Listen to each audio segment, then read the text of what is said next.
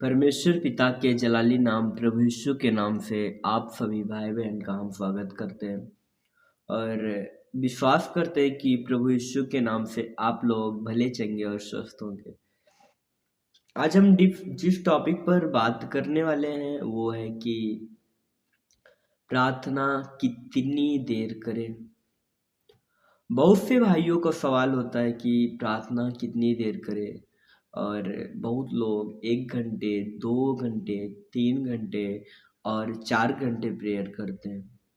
अच्छी बात है, आप परमेश्वर के सामने उपस्थित होते हैं। लेकिन बाइबल क्या कहती है इसके विषय में कि प्रार्थना कितनी देर करनी चाहिए?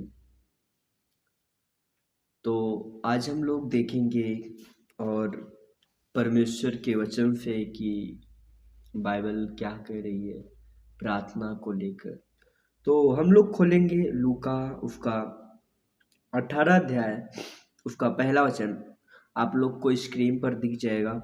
वहाँ पर लिखा है, फिर उसने इसके विषय में कि नित्य प्रार्थना करना और हियाव न छोड़ना चाहिए, उनसे यह दृष्टांत कहा।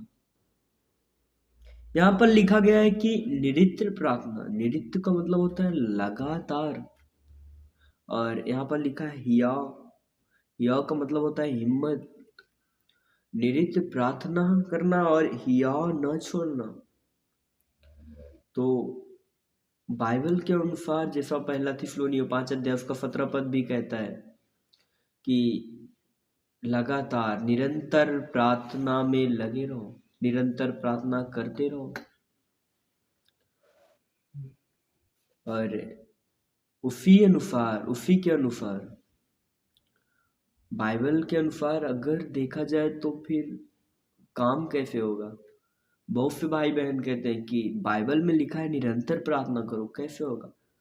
बहुत से लोगों को ऑफिस जाना होता है, घर का काम होता है, सुबह का काम होता है, खेत का काम होता है, बच्चों को भी देखना होता है। तो बाइबल कह रही है कि निरंतर प्रार्थना करना है। तो हम आप लोग को एक छोटी सी बाइबल से स्टोरी सुनाते हैं और आप लोग ध्यान से सुनना। उस स्टोरी के बाद आपको समझ में आ जाएगा कि यस, निरंतर प्रार्थना कैसे करना है। तो हम लोग वो स्टोरी देखेंगे यूहन्ना की पत्री से। यूहन्ना की पत्री उसका 11 अध्याय,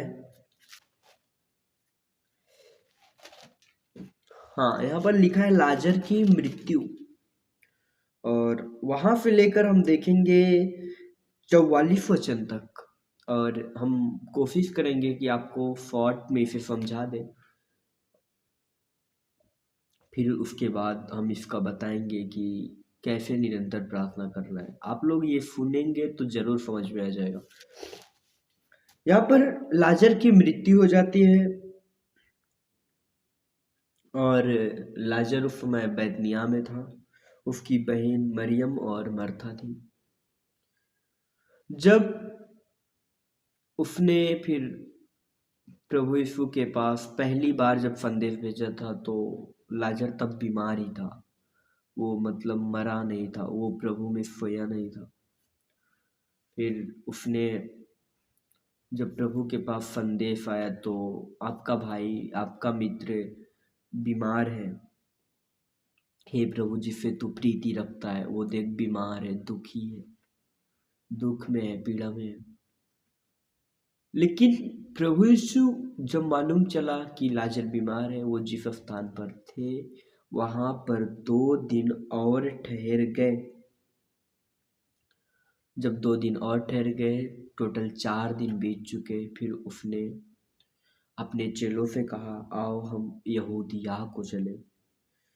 जब उसने कहा कि आओ हम यहूदिया को चले, तब चेलों ने कहा, हे प्रभु वहाँ के लोग तो आपको बहुत सताते हैं, क्या तू वहाँ पर फिर चलता है? तब उसने कहा कि मेरा मित्र सो गया है, उसे आओ हम उठाने चले। चेलों ने कहा, हे प्रभु यदि वो सोया है तो वो थोड़ी देर बाद स्वस्थ हो जाएगा। फिर परमेश्वर वो प्रभु ने उससे साफ साफ कहा कि लाजर मर गया है और मैं तुम्हारे कारण आनंदित हूँ कि मैं वहाँ न था, जिससे तुम विश्वास करो। परंतु अब आओ हम उसके पास चले। जब उसके पास चले तब थोमा ने कहा कि आओ, अपने साथी से कहा कि आओ हम इसके साथ कहाँ चले, मरने को चले। तो प्रभु यीशु यहाँ पर लाजर को लेकर एक डिस्कस कर रहे हैं कि हम लाजर के पास चल रहे हैं, और उसने चेलों से कहा कि आओ हम उसे उठाने चले। जब प्रभु यीशु उस बैतनिय्याह के कुछ ही किलोमीटर दूरी पर रह जाते हैं, कुछ ही दूर पर रह जाते हैं, तब मर्था ने सुनी कि प्रभु आ रहे हैं। तब उसने प्रभु के पास गई और कही, हे प्रभु, यदि तू यहाँ होता तो मेरा भाई कदापि ना मरता। और मैं जानती हूँ कि जो कुछ तुम परमेश्वर से मांगोगे मांगोगे वह पूरा करेगा। और फिर और मैं ये भी विश्वास करती हूँ, मैं जानती हूँ कि अंतिम दिनों में पुनरुत्थान के समय वह जी उठेगा। ऐसा मर्था प्रभु यीशु से कह रही है। तब प्रभु यीशु ने कहा कि पुनरुत्थान और जीवन मैं ही हूँ। यहाँ पर जब आप पढ़ेंगे तो लिखा है 25 में, पुनरुत्थान और जीवन मैं ही हूँ। यदि कोई मुझ पर विश्वास करता है, वह मर भी जाए तो भी जिएगा। आप जानते हैं, यहाँ पर प्रभु से बहुत कुछ मरियम ने कहा कि यहाँ होता तो मेरा भाई ना मरता। वही बात जब हम लोग वहाँ पर पढ़ते हैं, यहाँ जाकर 41 में उसने लिखा है, यहाँ पर एक जगह लिखा है, जब आप लोग इसे ध्यान से पढ़ेंगे, लिखा है, हे पिता, मैं तेरा धन्यवाद करता हूँ कि तूने मेरी सुन ली है। ध्यान से पढ़ना है, मेरे पिता तूने मेरी सुन ली है। आप पढ़कर देख लीजिए। इसके पहले जब से प्रभु को मालूम चला कि लाजर बीमार है, उसने कहीं परमेश्वर से प्रार्थना नहीं की। फिर भी उसने यहाँ पर ये कह रहा है कि ये पिता, हम तेरा धन्यवाद करते हैं कि तूने मेरी सुन ली है। जानते हो, वो प्रभु हमें यहाँ पर कुछ बता रहे हैं। अच्छी बात है, आप घुटनों पर आइए परमेश्वर के, सुबह जरूर जाइए, शाम को जरूर जाइए, यस दानियल की तरह प्रार्थना करिए, अच्छी बात है।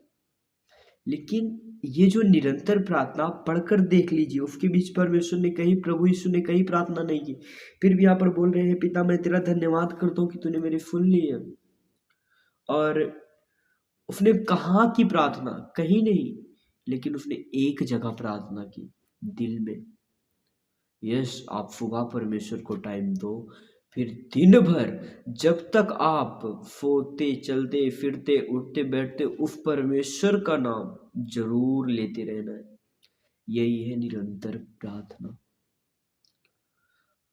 उम्मीद करते हैं कि आज का टॉपिक आप सभी लोगों को समझ में आया होगा, और हम आशा करते हैं कि आप लोग इस निरंतर प्रार्थना के टॉपिक को समझ गए होंगे कि मैं जो बताना चाहता था आप लोग को, किस तरह परमेश्वर ने, प्रभु यीशु ने निरंतर प्रार्थना किया। उसने हम लोग को इस पृथ्वी पर हमारे पापों को लेने के लिए, केवल पापों को लेने के लिए नहीं, हमें जीवन जीना कैसे है मसीह में, ये भी सिखाया। तो हम उम्मीद करते हैं और परमेश्वर का धन्यवाद करते हैं कि आप लोग को समझ में आया, और विश्वास करते हैं कि आप लोग इस निरंतर प्रार्थना को अपने जीवन में लागू करेंगे और आत्मिक उन्नति की ओर यीशु के पवित्र और सामर्थ्य नाम में बढ़ेंगे। तो सभी भाई बहनों को जय मसीह। मिलते हैं अगली वाली नेक्स्ट वीडियो में एक अच्छे टॉपिक के साथ।